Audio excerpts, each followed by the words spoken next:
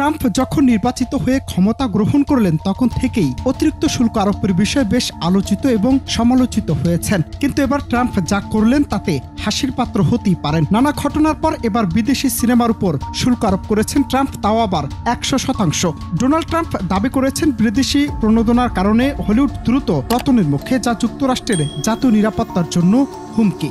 এমন খবর যুক্ত করে প্রতিবেদন প্রকাশ করেছে সংবাদ মাধ্যম বিবিসি। প্রতিবেদনটি বলছে, স্থানীয় সময় রোববার নিজের মালিকানাধীন সামাজিক যোগাযোগ মাধ্যম ট্রুথ সোশ্যালে এই ঘোষণা দিয়েছেন মার্কিন প্রেসিডেন্ট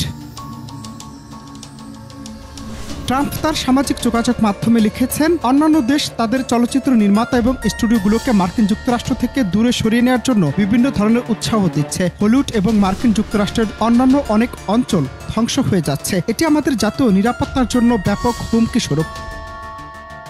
পোস্টে ট্রাম্প আরও বলেন, এটি অন্য সবকিছুর পাশাপাশি একটি বার্তা ও প্রচারণা। আমি বাণিজ্য বিভাগ এবং ইউএসটিআরকে মার্কিন যুক্তরাষ্ট্রে আসা সমস্ত বিদেশি প্রযোজিত চলচ্চিত্রের উপর 100% শুল্ক আরোপের প্রক্রিয়া শুরু করার অনুমোদন দিচ্ছি। তিনি বলেন, অন্যান্য দেশ যাদের অনেকেই আমাদের চলচ্চিত্র শিল্প চুরি করেছে, যদি তারা মার্কিন যুক্তরাষ্ট্রের ভেতরে সিনেমা তৈরি করতে ইচ্ছুক না হয়, তাহলে আমাদের এখানে যেসব সিনেমা আসছে তার উপর শুল্ক আরোপ করা উচিত। তবে এ ধরনের শুল্ক আরোপ কিভাবে কার্যকর হবে সে সম্পর্কে ট্রাম্প বিস্তারিত কিছু বলেননি। এমনকি হলিউডের বিভিন্ন চলচ্চিত্রের ক্ষেত্রেও এটি প্রযোজ্য হবে কিনা তাও উল্লেখ করেননি।